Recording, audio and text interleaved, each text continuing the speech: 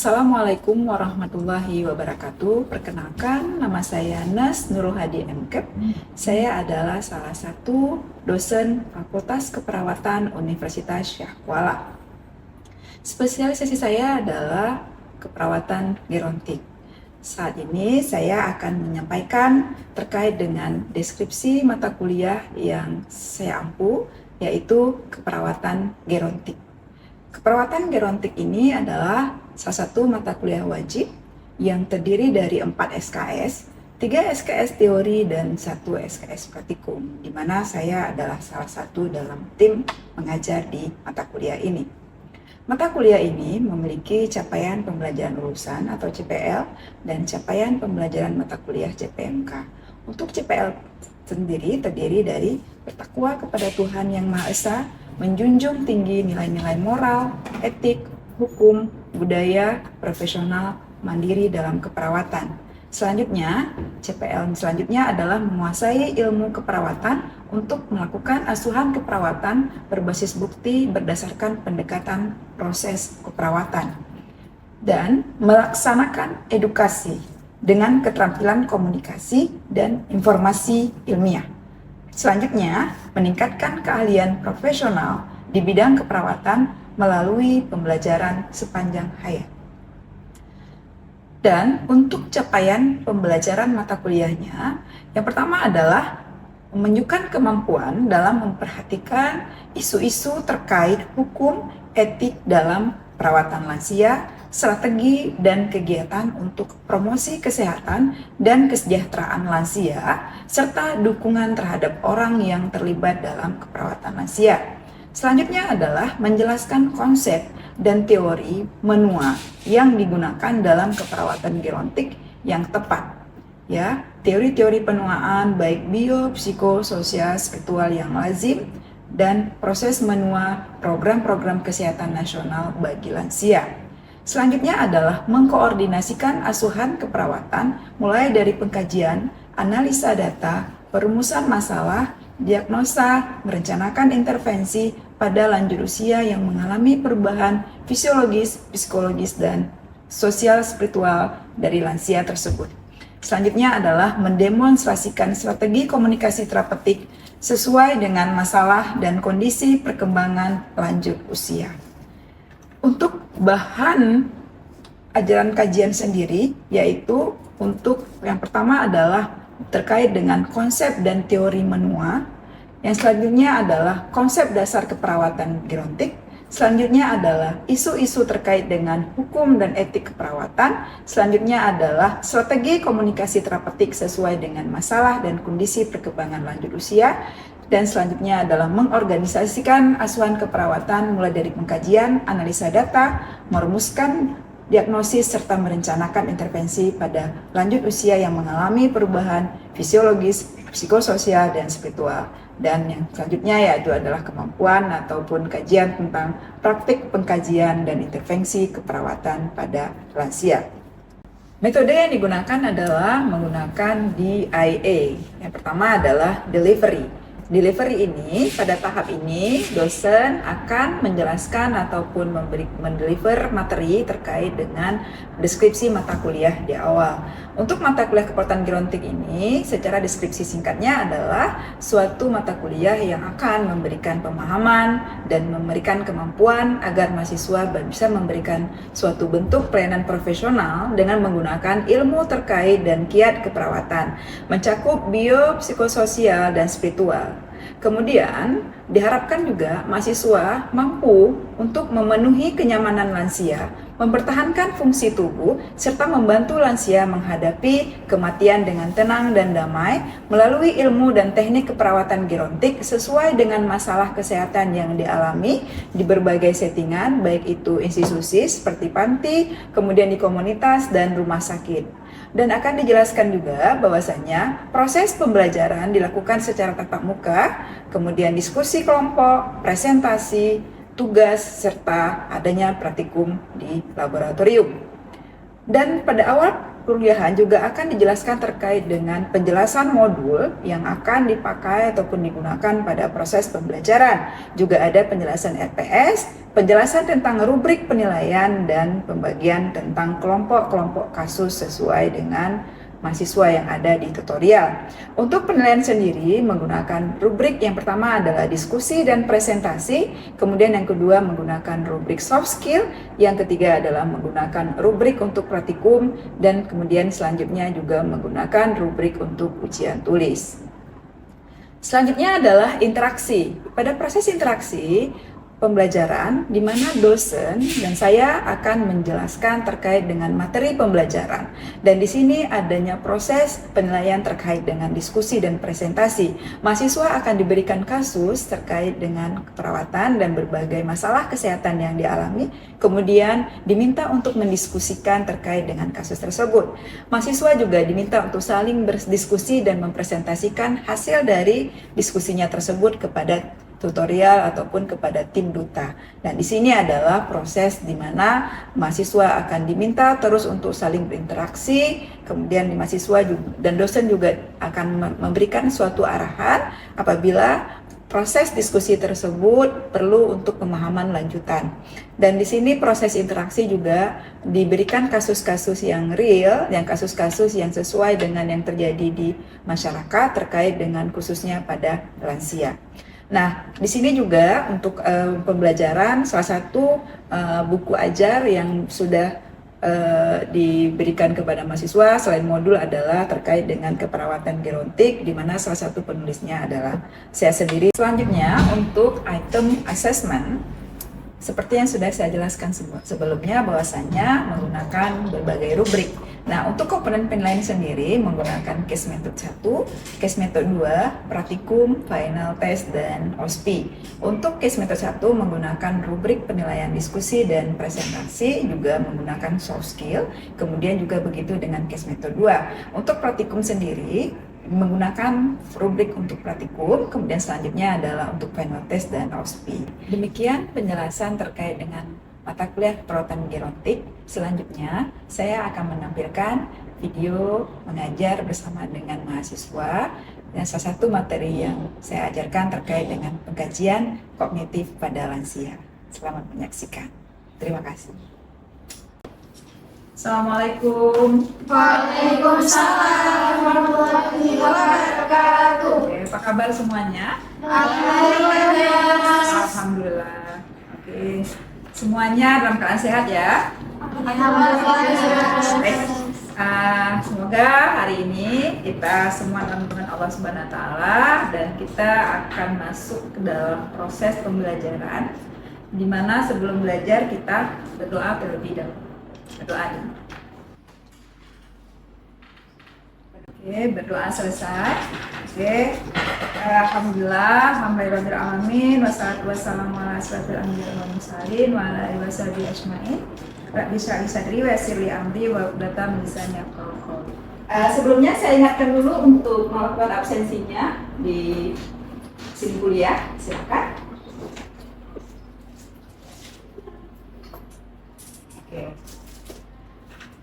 Sudah? Oke, baik. Untuk hari ini karena kita adalah masuk praktikum dan nanti ada kemampuan, ada keterampilan untuk mendemonstrasikan, kita awali dengan kira-kira dengan apa? Pretest. Ya, silahkan dibuka e-learningnya.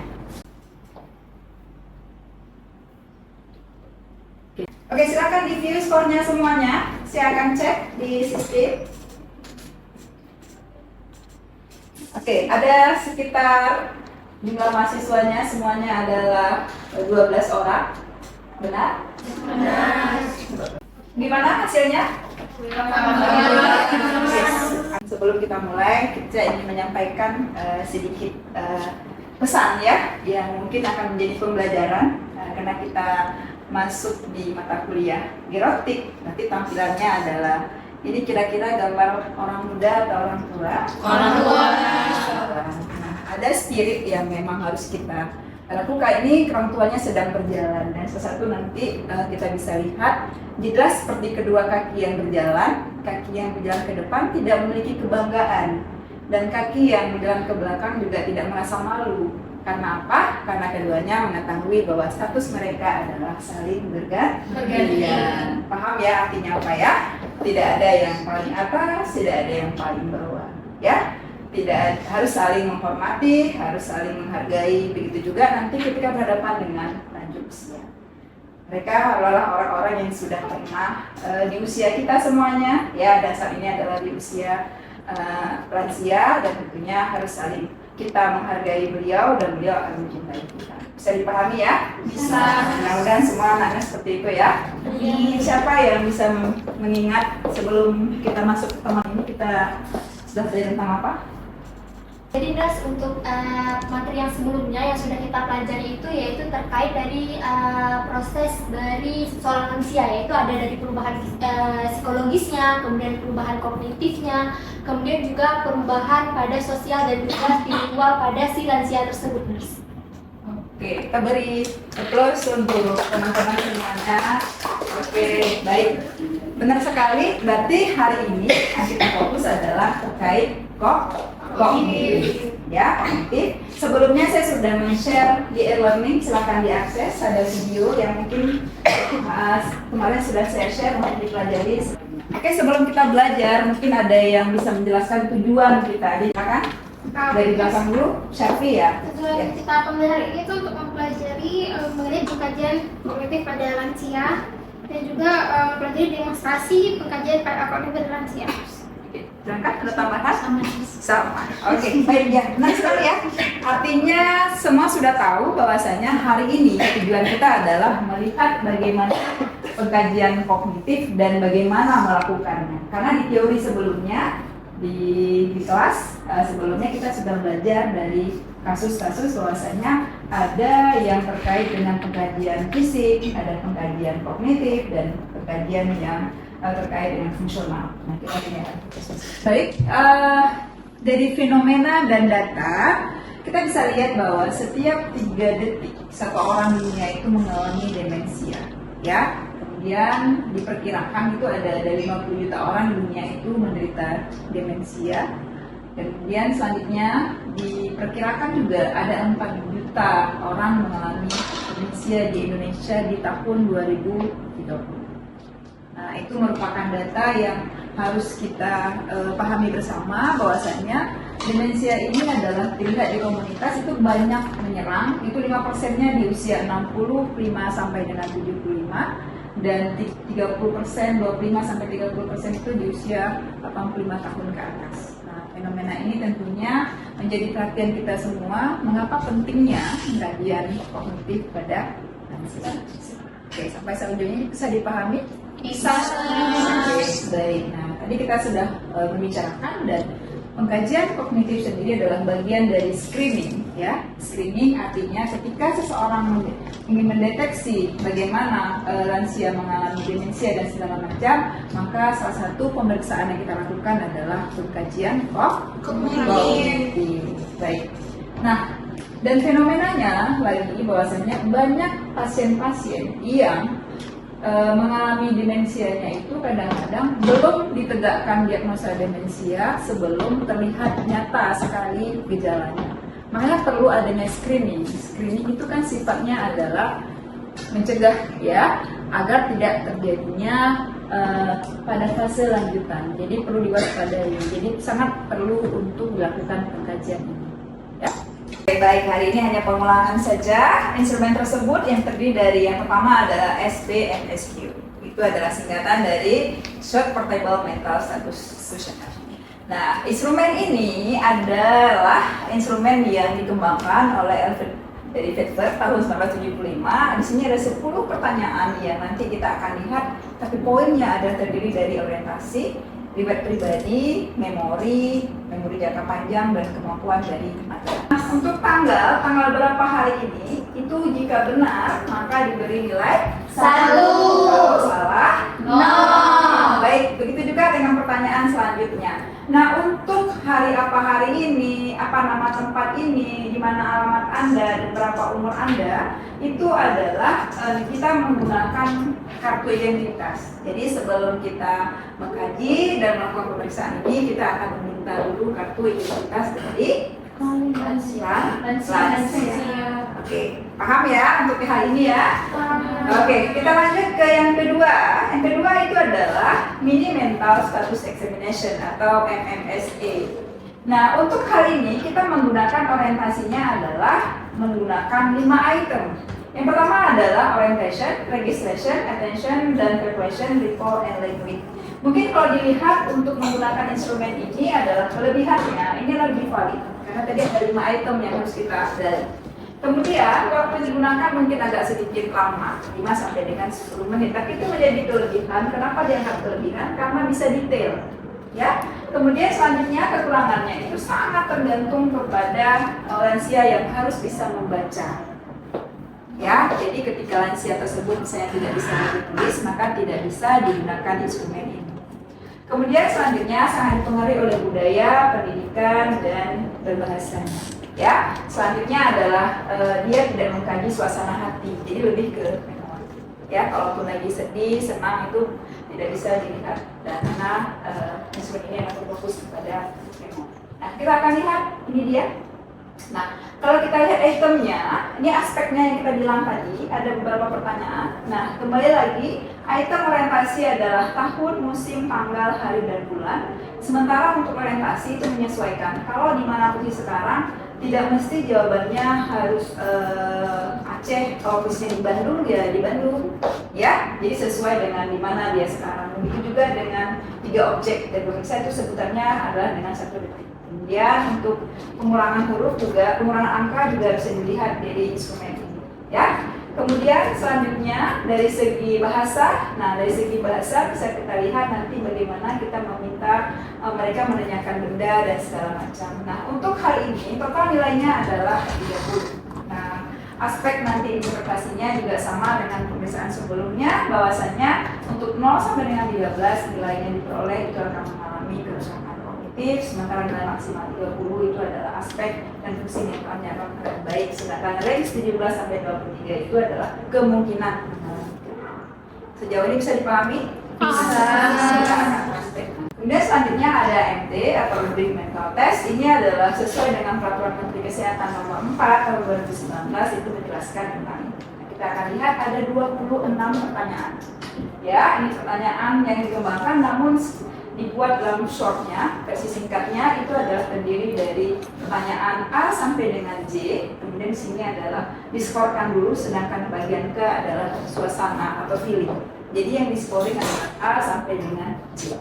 Sama dengan pertanyaan tadi, jika salah 0, jika benar adalah 1. Ya.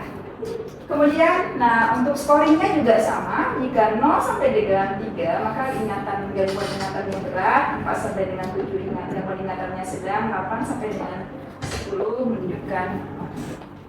Oke, kira-kira kalau saya ingin konfirmasi apa perbedaan dari 3 instrumen yang sudah saya jelaskan?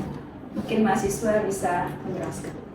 Izin saya menjawab, Nas. Ya. Nah, jadi seperti yang sudah saya simak tadi, kalau misalnya ada 3 SPMSI, MMSE, dan AMT. Nah, jadi kalau untuk SPMSI ini dia tuh kayak misalnya harus sekolah dasar kayak gitu. Nah, dan kalau misalnya yang MMSE ini dia tuh harus lansianya harus bisa membaca untuk menjawab pertanyaan-pertanyaan. Dan kalau AMT itu dia kalau SPMSI itu kan dia untuk mengetahui intelektual, tapi kalau misalnya AMT ini dia untuk mental.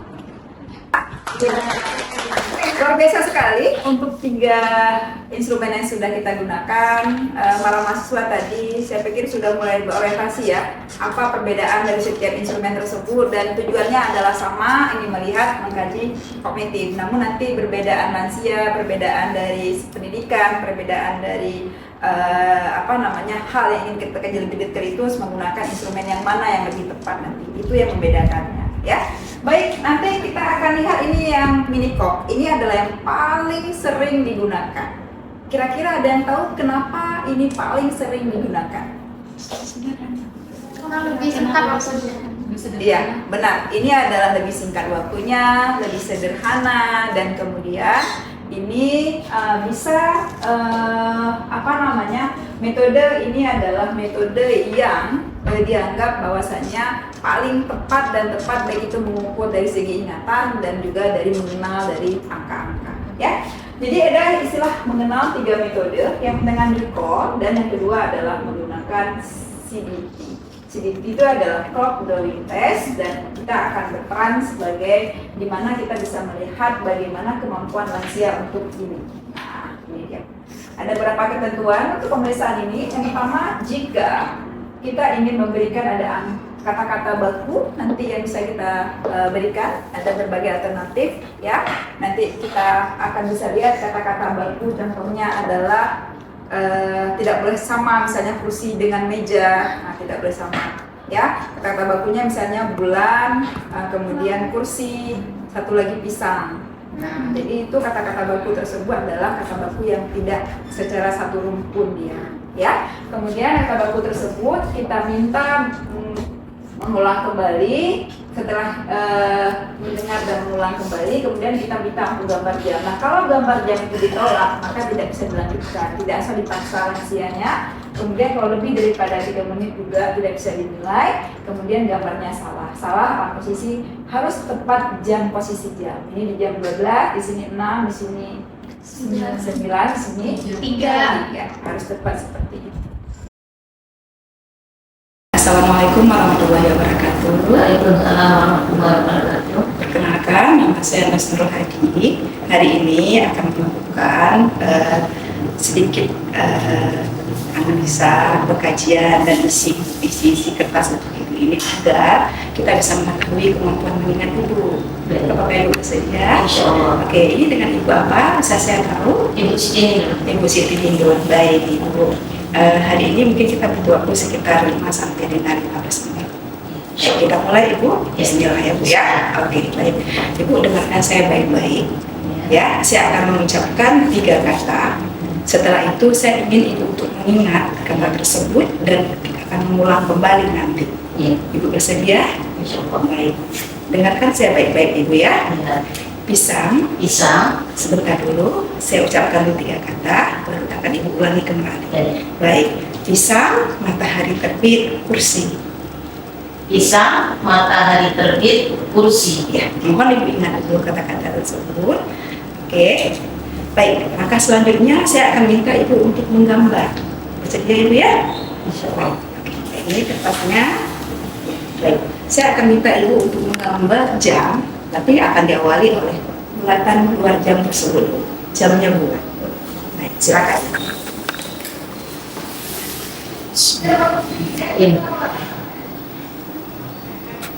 Oke. Setelah bulatan, mungkin ibu bisa meletakkan angka-angka pada jam. Angka-angka pada jam. Silakan ibu. Ya, bagus sekali ibu. Iya. Iya. Iya, angka lainnya ibu, silakan.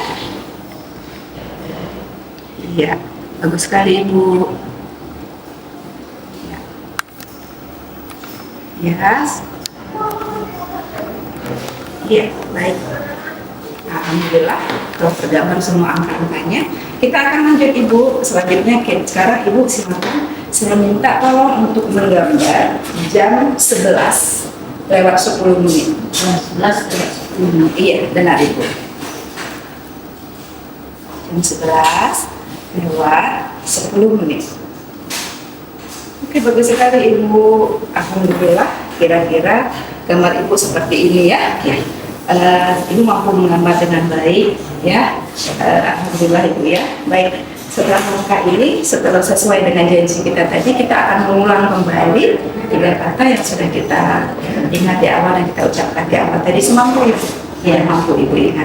Baik ibu ya. Baik, silahkan diulang ibu. Kata yang pertama tadi kita pisang, bagus sekali ibu.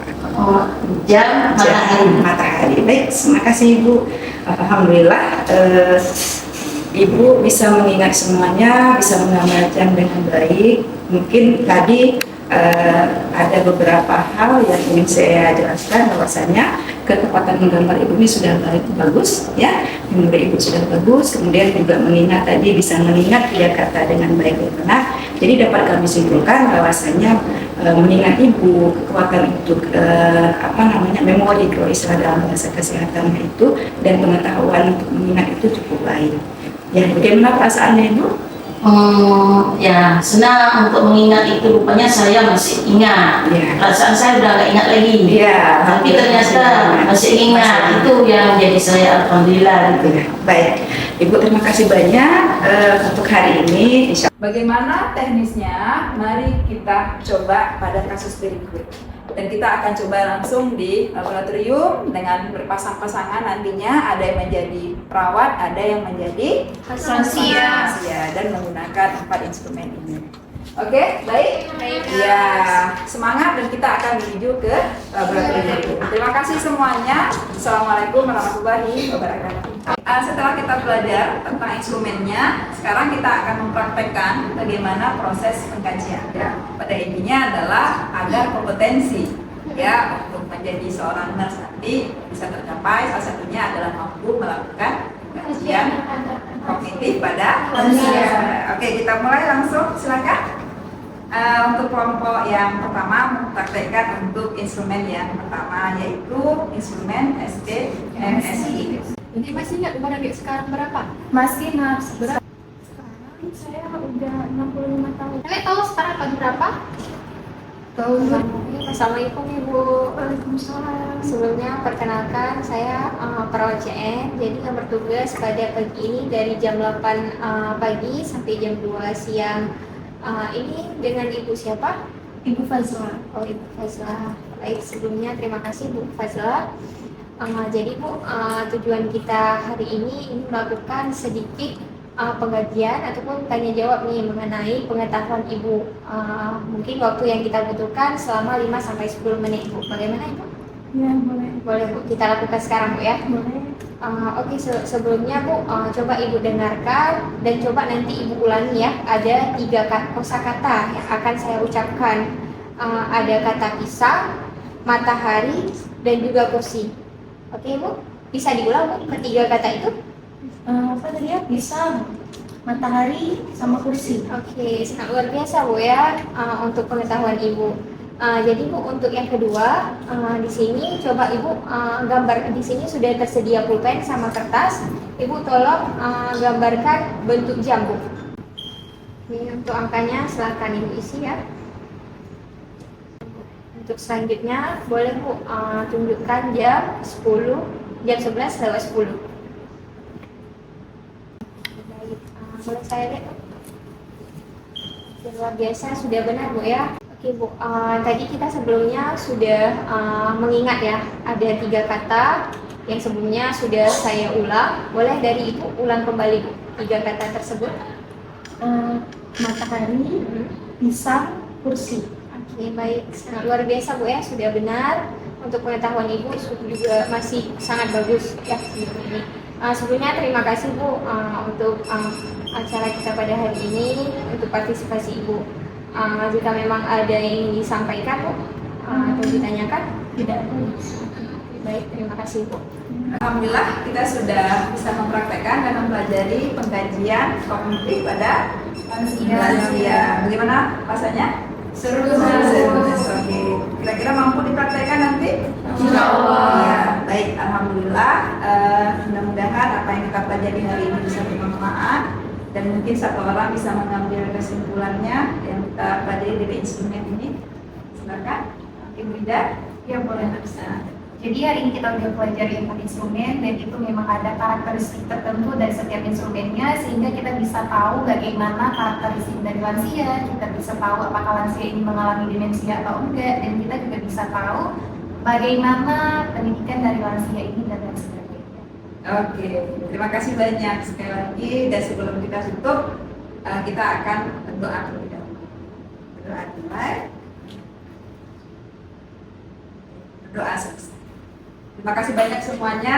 Wabillahi taufiq wal hidayah. Assalamualaikum warahmatullahi wabarakatuh. Waalaikumsalam warahmatullahi wabarakatuh. Terima kasih semuanya.